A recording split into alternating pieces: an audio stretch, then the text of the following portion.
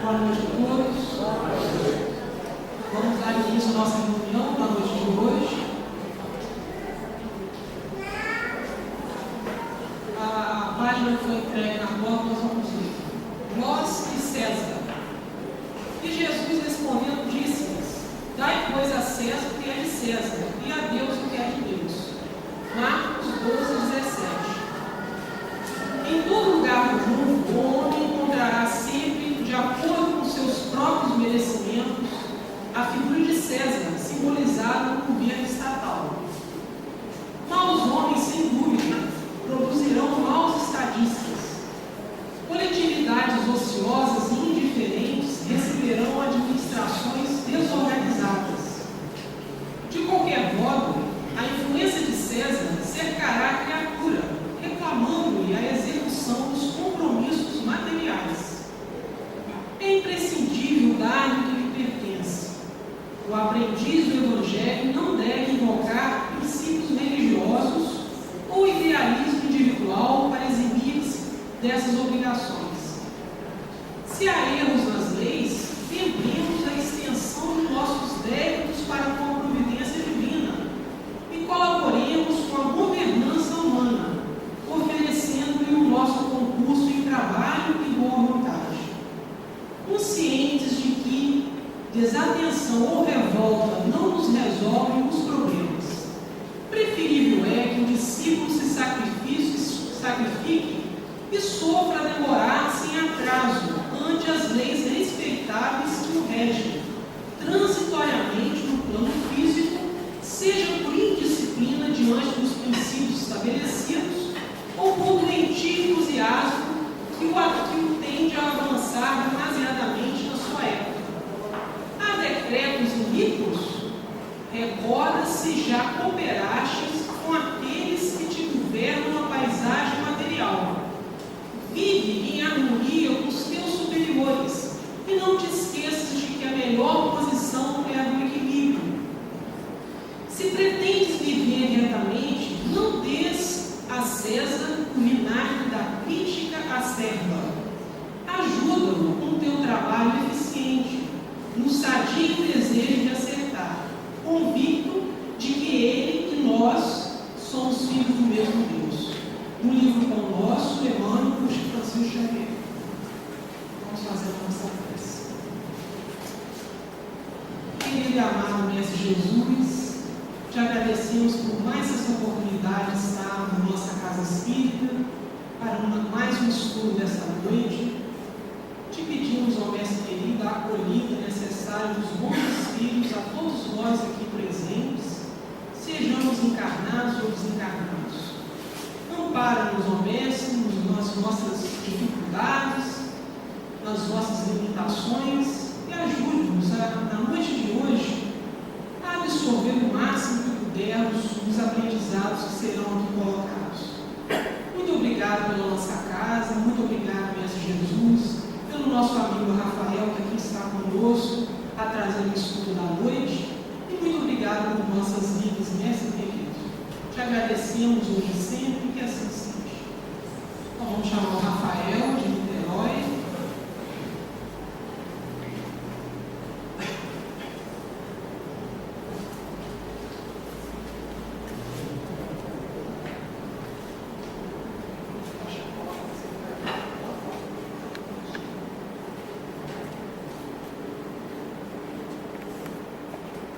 Meus queridos amigos, companheiros do Ideal Espírita, muito boa noite. Eu rogo a Deus, rogo a Jesus e os nossos companheiros espirituais possam nos guardar e nos manter em vibrações de muita paz.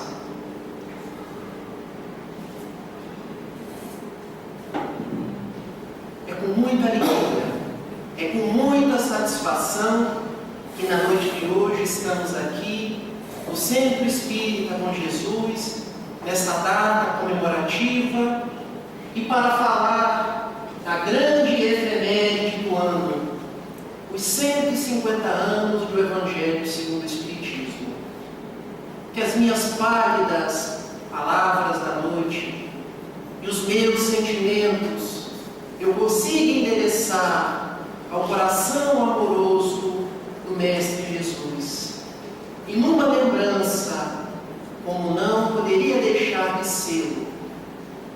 gostaria de lembrar da minha querida avó, que demandou o plano espiritual em 1978, Dona Antônia Cristina de Siqueira, a Dona Tunica, trabalhadora desta casa, por aqui passou, enriquecendo laboriosamente os trabalhos desta casa, e que nesta noite eu a lembro com muito carinho, com muita ternura e com meu preto de gratidão de um neto que a ama bastante, nada obstante não a tenha conhecido. Falar do Evangelho segundo o Espiritismo é como estabelecer uma luz, é como estabelecer um norte para as nossas vidas, para os nossos ideais espiritistas cristãos. Lembrar desta grande data do Sesc Centenário do Evangelho segundo o Espiritismo é pensar que nossos passos, ainda trôpegos, na marcha para a perfeição, a partir de 15 de abril de 1864, ganharam um colorido diferente, ganharam um propósito diferenciado. Era o Cristo redivivo que retornava aos nossos corações com a sua mensagem esclarecedora, agora bastante inteligível aos nossos sentimentos, às nossas percepções. Eu convido então a cada um dos amigos aqui na noite de hoje a meditar, a refletir sobre essa obra singular que é o Evangelho segundo o Espiritismo. E para iniciarmos as nossas conversas, eu gostaria de falar sobre o paralítico de Cafarnaum. Uma mensagem bíblica que os vossos corações já conhecem, que está contida em Mateus 9, 1 a 8, em Marcos 2, 1 a 12, em Lucas 5, 17 a 26. Mas que eu me permito contar na noite de hoje com o colorido da benfeitora Amélia Rodrigues, pela psicografia luminosa de Divaldo Pereira Franco. A cidade era Cafarnaum, aquela cidade à beira do lago de Genezaré, onde Jesus escolheu para iniciar o seu apostolado, onde se encontrava a casa de Simão Pedro, aquele pescador. E naquela cidade aprazível, de um clima ameno, morava um paralítico, um homem que há 5 lustros, e portanto há 25 anos, um lustro, 5 anos, sofria de uma febre reumática, que não lhe permitia andar, que não lhe permitia quaisquer movimentos da cintura para baixo, e portanto toda a sua locomoção era feita num catre, numa maca, com amigos pegando nas pontas e o levando. Aquela era uma tarde especial. Ficara ele sabendo que um homem, um profeta, estava na casa do pescador Simão Pedro, que ele conhecia muito bem, e que esse homem era enviado por Deus, era enviado por Jeová, pois era um homem que devolvia a visão àqueles que não enxergavam. Era um homem que retirava os espíritos das pessoas, que curava os endemoniados, como eram conhecidos os obsessos à época. Era um homem que curava a rigidez epidérmica, 12 anos e ele pensou: quem sabe hoje não é o meu dia, quem sabe esse profeta vindo de Nazaré igualmente não irá me curar. Pediu aos seus amigos que tomassem do seu catre e o levassem à residência modesta do pescador Simão Pedro. E chegando lá, encontrou uma multidão à porta da casa de Simão Pedro. Eram pessoas dos mais variados rincões de Israel, com as mais variadas problemáticas, querendo que Jesus igualmente as curasse, querendo escutar da boca do Mestre palavras de vida eterna, palavras de consolo, palavras que pudessem amenizar as dolorosas feridas do coração. E ele não conseguiu entrar, mas ele queria estar ao contato de Jesus. Eis que então ele elabora um plano.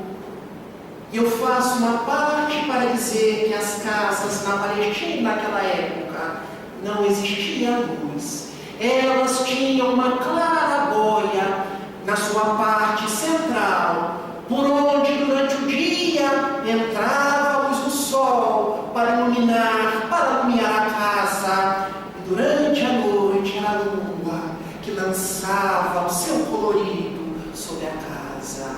Ele então pede: tomem por cordas atadas ao meu catre, me suspendam ao telhado e me façam descer pela clarabóia. E assim foi feito. Eis que o paralítico de Cafarnaum adentra a casa de Simão Pedro pela clarabóia. E lá descendo no vão central, à sua espera, aquele homem de olhar singular, percussiente, cabelos partidos ao meio, a Nazarena, amendoados, olhos claros, dirige-se para ele. Ele fala: Natanael, bem Elias, tu que vens ao meu encontro. E ele: como tu, profeta de Israel, tu que todos dizem ser o enviado de Jeová, pode saber o meu nome. E Jesus lhe responde: eu sou o bom pastor.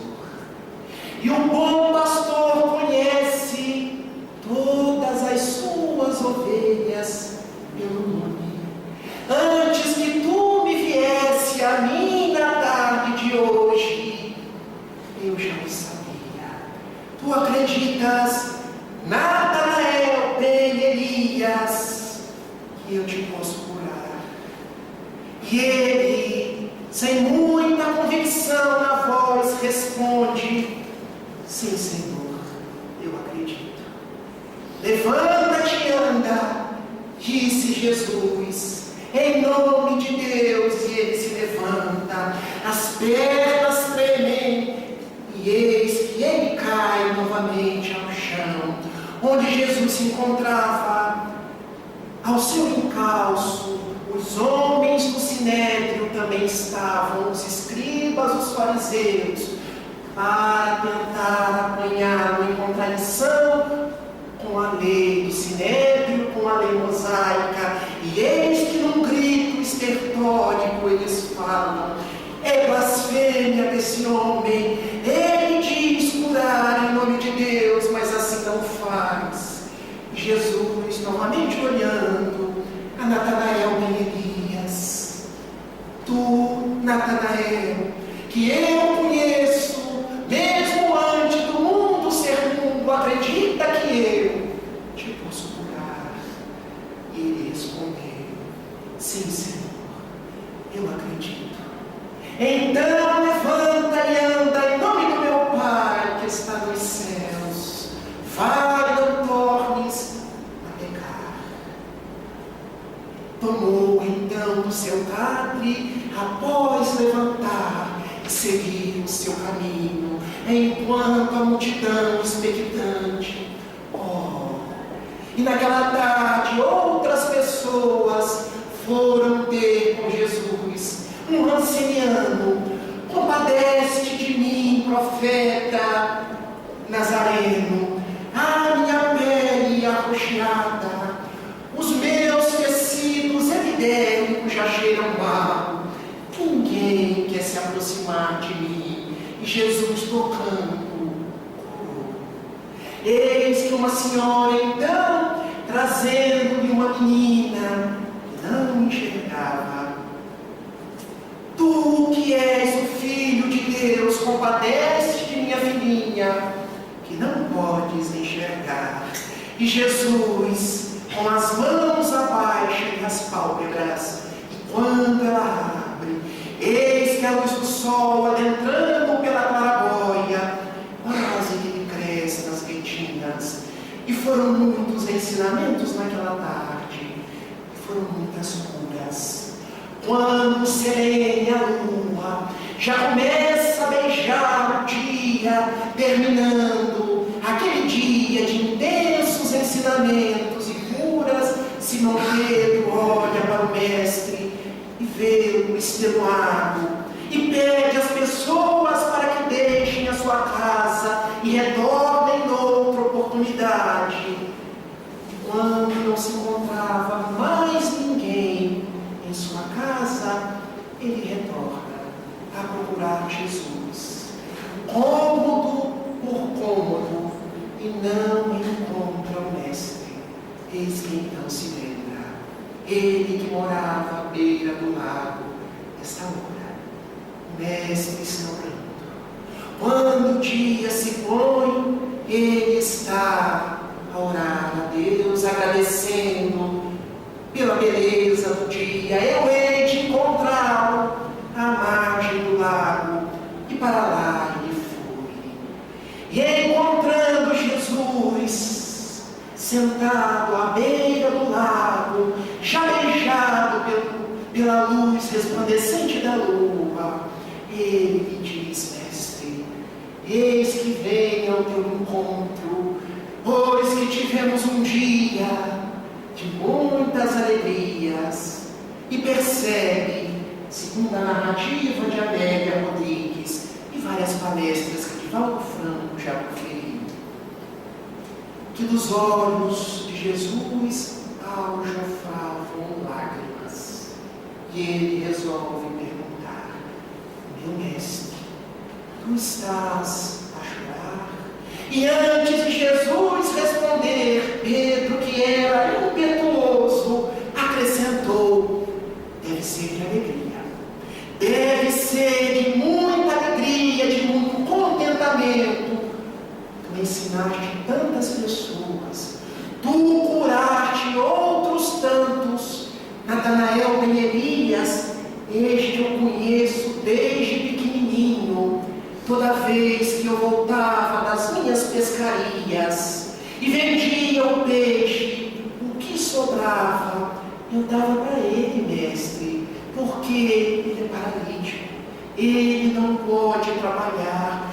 Aquele ranceniano, ele não pode nem ficar na cidade, ele fica no vale dos imundos, Mestre. Tu choras de alegria, não é verdade?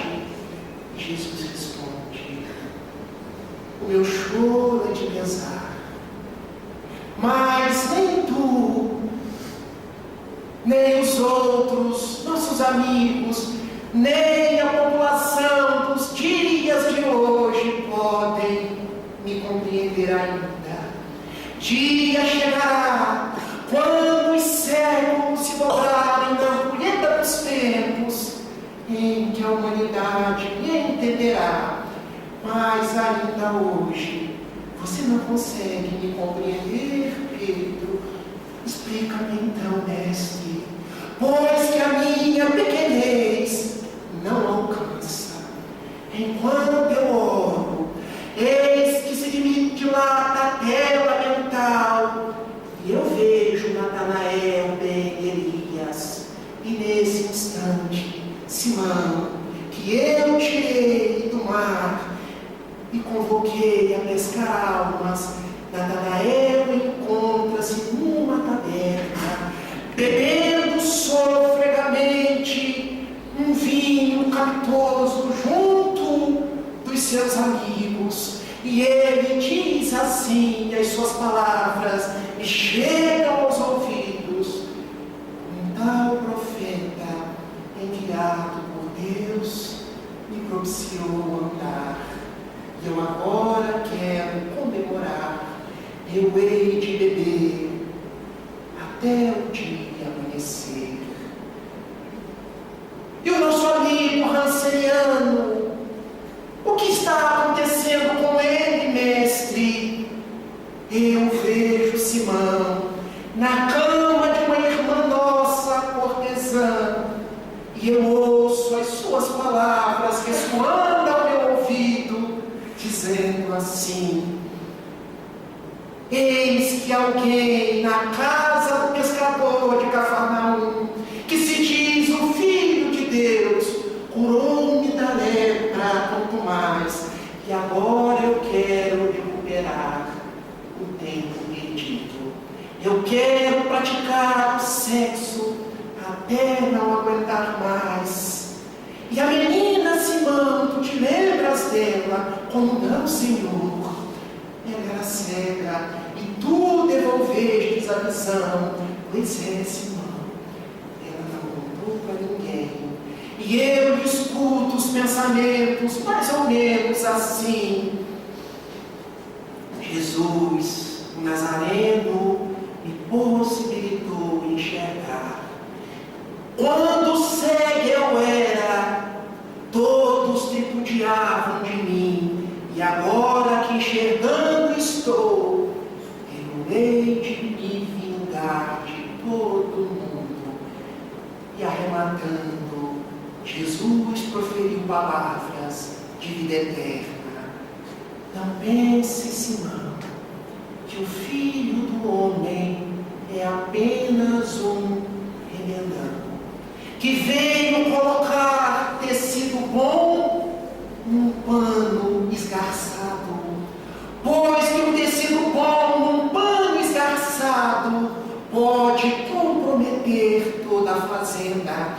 Não pense, Simão, que o Filho do Homem veio colocar vinho capitoso em cálices velhos, em odres apodrecidos, pois que um vinho bom num cálice sujo pode avinagrar todo o conjunto. Eu vim, Simão, para que todos tenham vida em abundância. A minha proposta, Simão, é de curar espíritos, criados simples e que caminham para a perfeição. Eu curo corpos pela graça de Deus, que me permitiu assim fazê-lo, para que reconheçam em mim o seu enviado. Mas o meu verdadeiro propósito é edificar o campo do Espírito, é edificar almas em soerguimento para Deus.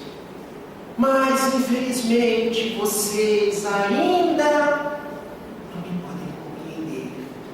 Mas um dia, Simão, eu rogarei ao Pai, e Ele vos enviará um outro Consolador, alguém que estará eternamente convosco, o Espírito de verdade, que vos esclarecerá esta e tantas outras coisas, que propiciará que as minhas lições, o meu Evangelho, se torne de Espírito e em verdade nos vossos corações.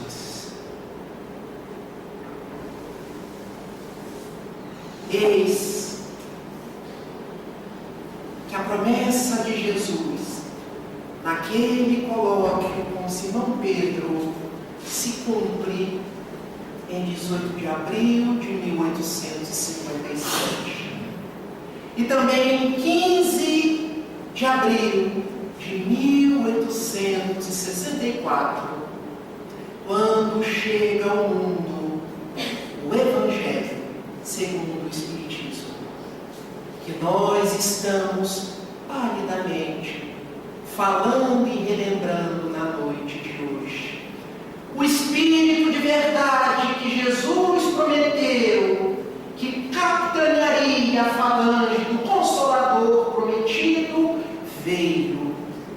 E logo no prefácio desta obra memorável, nos deixou consignado os Espíritos do Senhor, que são as virtudes dos céus, qual imenso exército que se movimenta ao receber as ordens do seu comando, espalham-se por toda a superfície da terra e, semelhantes a estrelas cadentes, vêm iluminar os caminhos e abrir os olhos aos céus.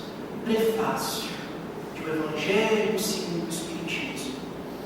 O Consolador prometido, os Espíritos do Senhor, os nossos amigos espirituais, vêm numa falange, a falange do Espírito de verdade, na codificação do professor Hipólito Leon Denisard Rivaio, trazermos a codificação espírita e trazermos esta obra memorável, chamada do Evangelho segundo o Espiritismo, que este ano completou 150 anos e que merece ser por nós lida, só lida, Rafael, estudada, só estudada, Rafael, meditada, só meditada, praticada, só praticada, vivida, para alcançar a paz em nossos corações. Muitos de nós temos esta obra memorável e ela muitas vezes adorna a nossa mesa de cabeceira ou a nossa prateleira. Muitos os temos, às vezes, com dedicatórias do Raul Teixeira, do Divaldo Franco, do Chico Xavier, mas o importante é abrir e permitir que o seu conteúdo saia das letras, adentre o psiquismo e ganhe o terreno fértil do coração, para que nossas vidas sejam transformadas. Muitas vezes temos a drágia, o remédio, o médico dentro de casa, o conselheiro fiel, mas abdicamos muitas vezes e ele está tão pertinho de nós. Na noite de hoje, eu falarei em algumas linhas, algumas bases do Evangelho segundo o Espiritismo, que se nós dividíssemos num tripé, mas é só esse tripé, Rafael? Não. É muito mais. Cada capítulo do Evangelho segundo o Espiritismo são lições inolvidáveis para o dia a dia de cada um de nós. Mas como eu só tenho uma hora e o relógio que eu estou vendo escanteado parece que é de pilha Duracell, eu só posso falar sobre esses três: fé raciocinada, caridade e transformação moral. Em pequenas linhas, o que seria a fé raciocinada? O insigne codificador do Espiritismo, quando nos falou da fé raciocinada, ele quis dar tanta ênfase que ele colocou no capítulo 19, item 7, mas também estampou logo aqui, logo na página de rosto. E por quê? Para que essa fosse uma frase de geladeira nossa, daquelas que a gente medita todos os instantes. E vamos lá? Fé inabalável só é a que pode encarar frente a frente a razão em todas as épocas da humanidade. O que seria então essa fé raciocinada? É você meditar sobre as coisas, sobre os fatos da vida, atribuindo todos eles ao crivo da razão, ao crivo do raciocínio, e não apenas escutar, reproduzir, e não apenas aceitar como uma verdade que alguém me passou e que eu aceito porque ela é fidedigna, ou seja, digna de fé, a qual eu não posso contestar. O Espiritismo, o Evangelho, segundo o Espiritismo, nos convida a todo instante a usar, como a gente costuma falar aqui no interior, a cachola. Eu gosto, para conversar sobre a fé raciocinada, a lembrar, sabe, Gustavo, dos meus dias de infância. Me sinto ainda uma grande criança, quando eu, menino, tinha medo de um ser com chifres, de um ser com um rabo, de um ser vermelho, de um ser que morava num lugar chamado inferno, e que naquele inferno tinha um grande caldeirão, que as pessoas que não agiam bem durante a vida iam para lá. E eu era um menino, Dona Maria, e tinha muito medo, Dona Maria, porque eu ia dormir de noite e ficava me perguntando: será que eu vou para esse lugar? Será que eu vou ter que conviver com esse homenzinho vermelho tão ruim? Graças a Deus, aos 18 anos de idade eu conheci o Espiritismo. E Jorge, foi uma grande bênção.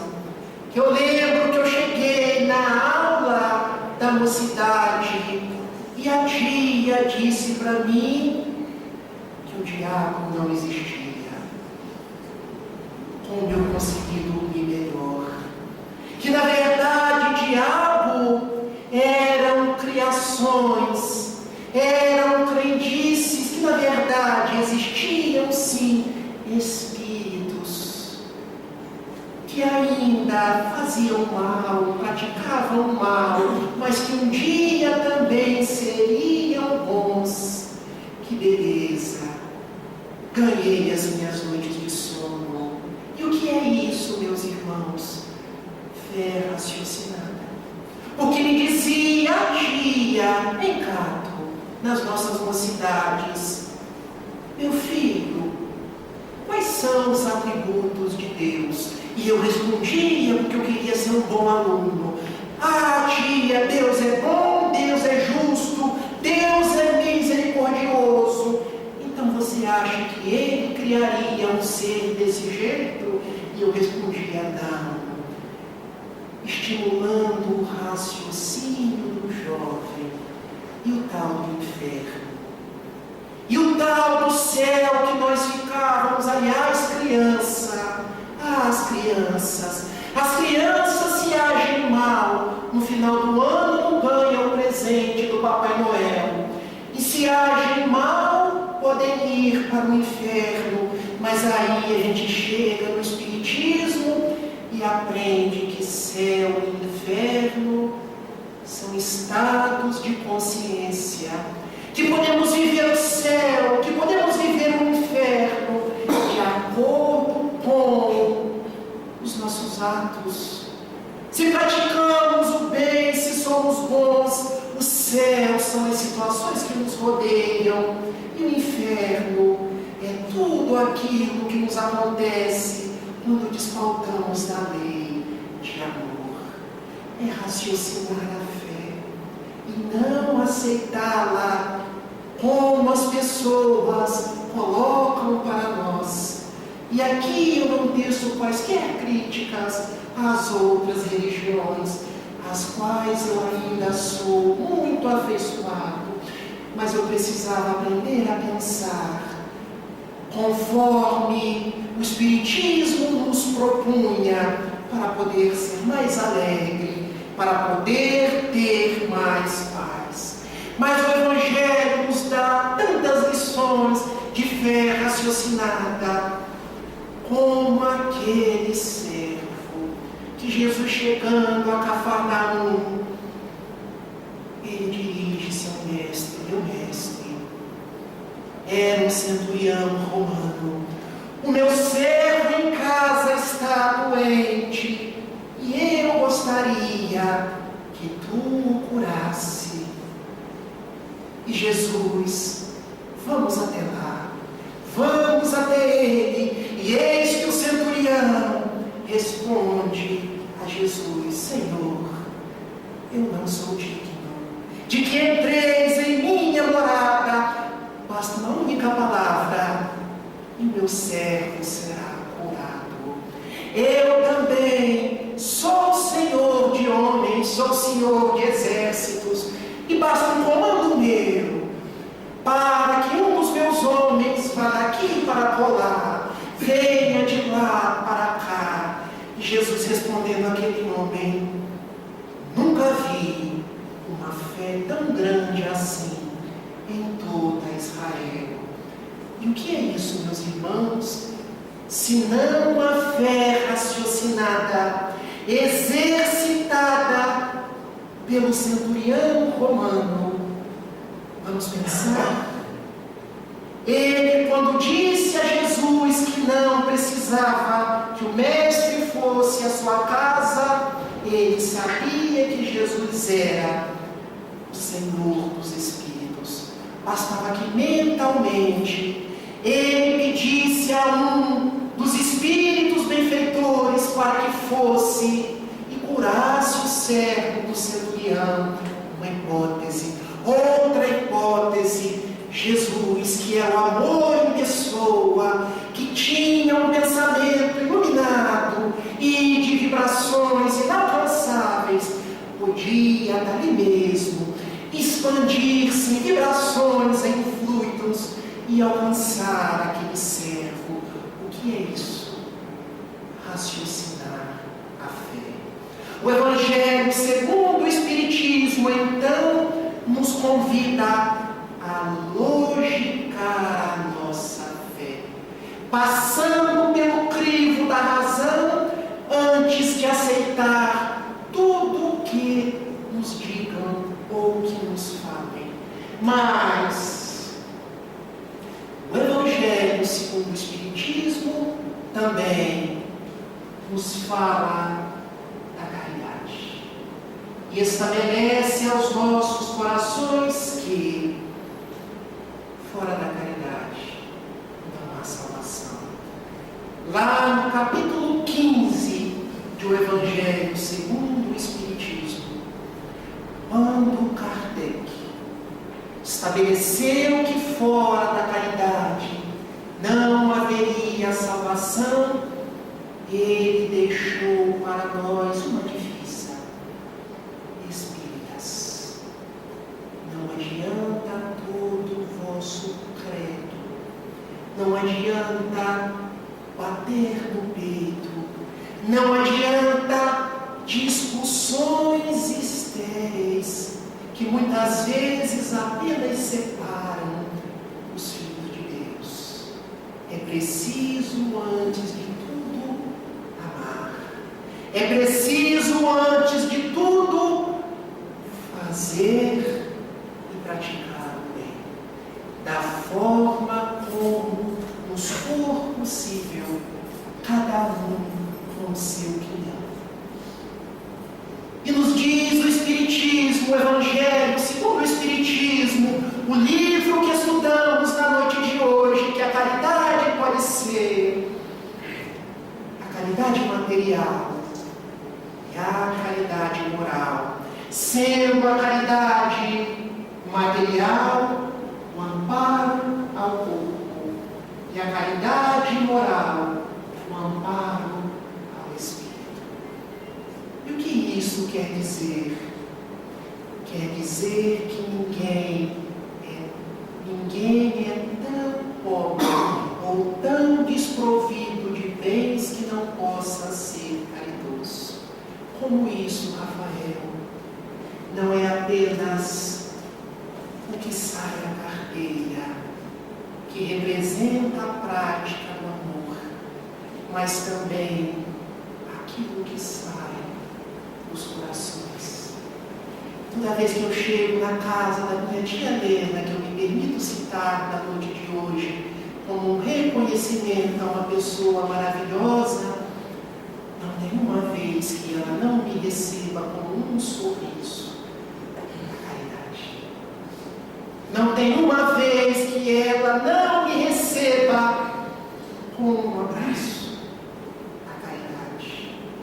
Há pessoas que têm muito e se jogam pro alto de prédios, porque dinheiro nenhum lhe enche o coração, oprimido, angustiado, mas às vezes palavras de consolo, palavras de alegria, é o de que elas mais necessitam.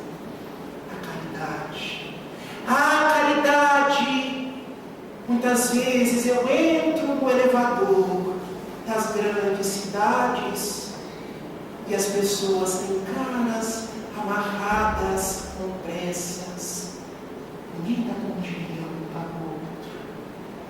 E às vezes o bom dia é aquilo que aquele ser humano recebeu naquele dia. Todos nós podemos amar. Eu gostaria de contar, me espera, relógio que come essa manteiginha tão gostosa, hein, Cato?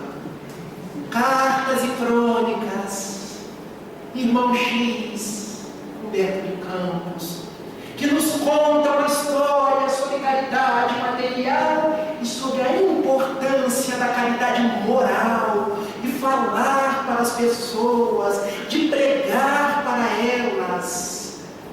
Lição das Trevas, primeira lição do livro Cartas e Crônicas.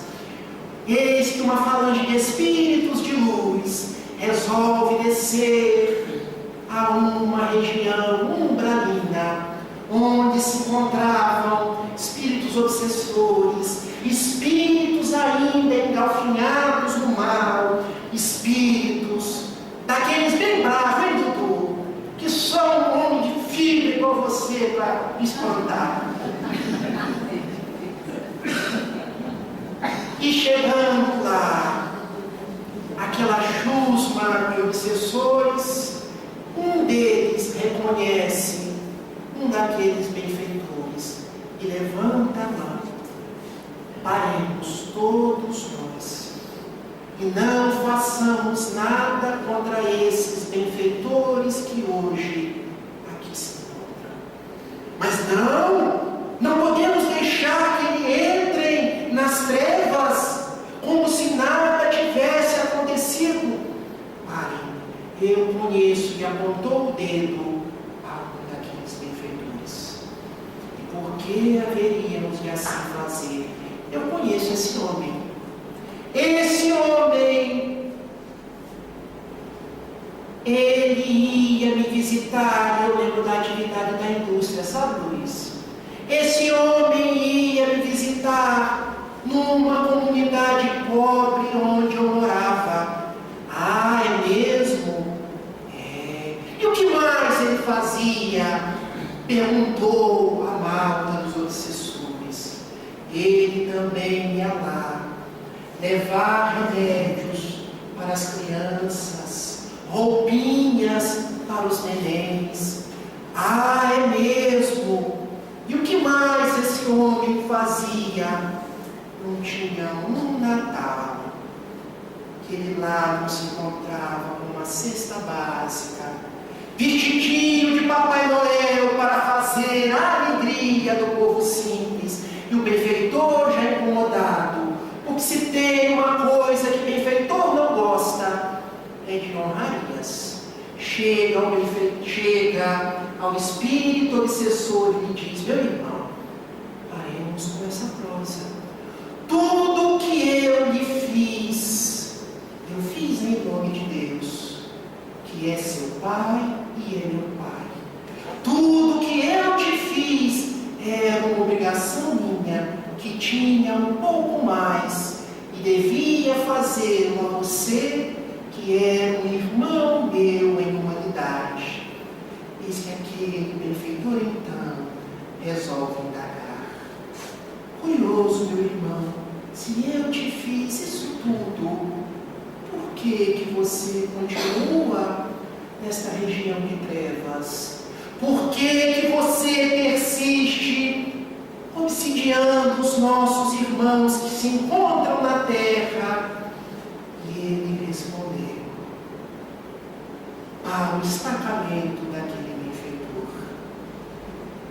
Você me deu coisas, muitas coisas, mas você não me ensinou a viver. Aquele obsessor tinha recebido muita caridade material, mas não havia recebido caridade moral. Não havia recebido lições do Evangelho. Não havia recebido palavras que edificam. Não havia recebido a instrução. Ele foi beneficiado apenas da assistência, mas faltou-lhe a instrução. E quando eu bebi a água aqui no morredor, este centro que é tão bonito, viu, Lúcia? Eu vi a frase de Emmanuel: a maior caridade que podemos fazer no Espiritismo é a sua própria divulgação. Que nós possamos então dar coisas, como nos diz o Espírito Joana de Ângeles, quando o excesso nos visita, possamos repartir, mas possamos também dar de nós, que já recebemos as luzes do codificador, do Evangelho segundo o Espiritismo, ajudando a evangelizar outras almas, ajudando a fazer o bem, sem olhar a quem? Aqueles que estão ao nosso redor. Então nos fala o Espiritismo da fé raciocinada, da caridade material, da caridade moral, mas nos fala também, Jorge, meu amigo do peito, do grande desafio da transformação moral. Esse aqui deve ser o Jorge, que já está chegando lá em cima. Sabe, Jorge, se eu entrasse nesse quadro aqui, eu acho que eu não estava nem no chão aqui, Jorge. Graças a Deus eu sou seu amigo, de todos vocês. O Espiritismo traz aos nossos corações a grande e imperiosa necessidade da transformação moral. Dizendo no Evangelho segundo o Espiritismo, capítulo 17, item 4, reconhece o verdadeiro espírita pela sua transformação moral e pelos esforços que emprega para domar suas inclinações más. E aqui, o Evangelho nos ensina e nos concita aos nossos corações a nos esforçarmos para sermos hoje melhores do que ontem, a sermos amanhã melhores do que hoje. É a grande proposta do Espiritismo. É a lei do progresso que nos impulsiona. Então, o Evangelho, que este ano completa os seu SESC centenário tem em suas bases a fé raciocinada, a necessidade de transformação moral e a prática da caridade.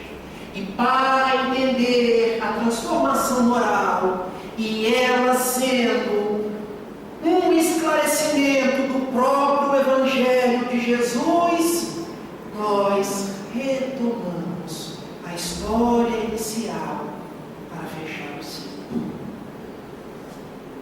Eis que Simão aproxima-se de Jesus e vê e enxerga lágrimas ao jorrar dos seus olhos e pergunta: Mestre, tu estás a chorar? Deve ser de alegria, devem ser lágrimas de júbilo pelas curas, pelos ensinamentos do dia de hoje. E eis que o Cristo responde: Simão, são lágrimas de pesar. Natanael, o paralítico, agora encontra-se numa taberna. O ranceniano na cama de uma cortesã. A menina encontra-se tramando a vingança contra seus familiares. Não pense, Simão, meu amigo, que o filho do homem é um remendão irresponsável que veio colocar vinho novo em odres velhos, em vasilhames velhos, porque, assim sendo, todo o conjunto da obra pode avinagrar. Não pense que ele é apenas um remendão que veio colocar tecido bom numa fazenda rota, pois que o estrago pode ser ainda maior. Eu vim para que todos tenham vida e a tenham em abundância. Eu vim, Simão, para curar espíritos. Eu vim trazer as bem-aventuranças do monte, para que, em recebendo os meus ensinamentos, os filhos de Deus aprendessem a buscar o reino dos céus e toda a sua glória e toda a sua justiça, pois que assim o fazendo, todo o resto ser-lhes-ia acrescentado. Eu não vim apenas remendar corpos, e aqui, meus irmãos, eu não conclamo ninguém a abandonar os seus corpos. Devemos sim ficar bonitos, nos vestir bem, fazer tudo que o mundo nos propicia para o embelezamento do corpo, mas lembrar que somos espíritos imortais, que estamos de passagem pela terra e a nossa casa é o infinito. O nosso lar são as estrelas, somos viajores do universo. E quando Jesus disse a Simão Pedro: eu vim edificar o espírito, e eles não entenderam porque, da forma como se comportam, vão adoecer novamente, e eu não estarei com eles novamente para os curar, pois que aquele que é curado do Espírito, Simão, aquele que começa, aprende a edificar a alma, o espírito imortal, não adoece mais e passa a caminhar em passos largos comigo rumo aos dias da perfeição. Então, quando Kardec estampa a necessidade da transformação moral, quando o Evangelho segundo o Espiritismo coloca como uma de suas bases a transformação moral, é como se revivêssemos o ensinamento de Jesus Cristo, naquele colóquio secular, naquele colóquio milenar com Simão Pedro, nos convocando nos dias de hoje, nos dias da lição, a cuidar sim dos corpos, pois que eles são a casa do Espírito, mas pensar no Espírito, a formoseá-lo com as virtudes morais, para seguirmos, rompendo os grilhões que ainda nos ligam aos sofrimentos da terra. Não foi por outra razão que no capítulo 3, item 10 do Evangelho segundo o Espiritismo, os bons Espíritos nos trouxeram: o homem não procura elevar-se acima do homem, mas acima de si mesmo, aperfeiçoando-se. A grande divisa do Espiritismo, a grande divisa do Evangelho segundo o Espiritismo, convocar cada um dos seus adeptos, dos seus profitentes, à autoiluminação, à reforma íntima, à transformação moral, lembrando de Jesus, para fazer o bem que estiver ao nosso alcance. Agradecemos então a Jesus, agradecemos a Kardec, agradecemos aos bons Espíritos que, capitaneados pelo Espírito de verdade, nos trouxeram o Evangelho segundo o Espiritismo. Eu gostaria de terminar com uma poesia. Já que comecei com Amélia Rodrigues, gostaria de terminar com ela. Na psicografia de Divaldo Pereira Franco, dizendo assim: Senhor, enquanto lá fora o desespero caminha e a amargura ainda dizima, o Evangelho segundo o Espiritismo completa 150 anos. E então, por esta razão, eu gostaria de lhe oferecer um banquete do amor. Eu gostaria, Senhor, de ser a chuva generosa que caísse por sobre a terra porosa e reverdecer o chão. Mas como eu não conseguirei, eu então lhe pedirei para ser um copo de água fria, matando a sede e a agonia de quem anda na desesperação. Eu gostaria, Senhor, de ser uma via láctea de estrelas, para tornar as noites da terra mais belas. Mas se eu não conseguir, eu te venho pedir para ser um pirilampo na noite escura, iluminando a amargura de quem anda na escuridão. Eu gostaria, Senhor, de ser um jardim de flores, de todas as cores, para embelezar a terra. Mas na dor que minha alma encerra, se eu não puder ser um jardim, deixa-me ser uma rosa que eu dou a cada um de vocês, uma rosa solitária, na festa da montanha, colocando beleza no painel sobre a natureza. Eu gostaria, Senhor, de ser um pomar de frutos maduros, para atender a estesia da criatura em agonia.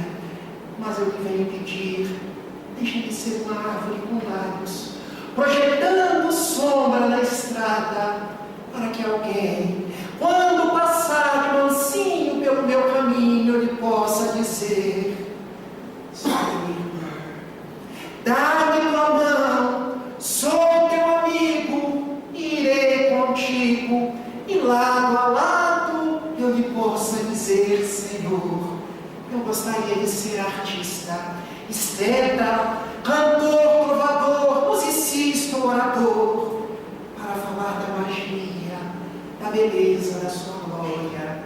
Mas como nada sou, falta-me o verbo, falta-me a mestria, então eu lhe peço apenas: deixa-me ser o companheiro da criatura deserdada, que segue caminhando na estrada da alucinação, dando-lhe a mão do sustento, eu possa lhe dizer: sou teu irmão, irei contigo. Graças, Senhor, te dou porque nasci. Graças, Senhor, te dou porque creio em ti, pelo teu amor. Muito obrigado, Senhor, pelos 150 anos do Evangelho segundo o Espiritismo. Muito obrigado, Jesus, celeste amigo. Que Ele abençoe a cada um de vocês. Aqueles que eu citei o nome, aqueles que eu não citei o nome, pessoas muito queridas. Abençoe os nossos desencarnados que trabalharam na edificação desta casa. Abençoe os 90 anos deste lar, desta oficina, deste tempo. Ajude a cada um dos vossos corações nas vossas caminhadas e os leve em paz aos vossos lares. Que assim seja.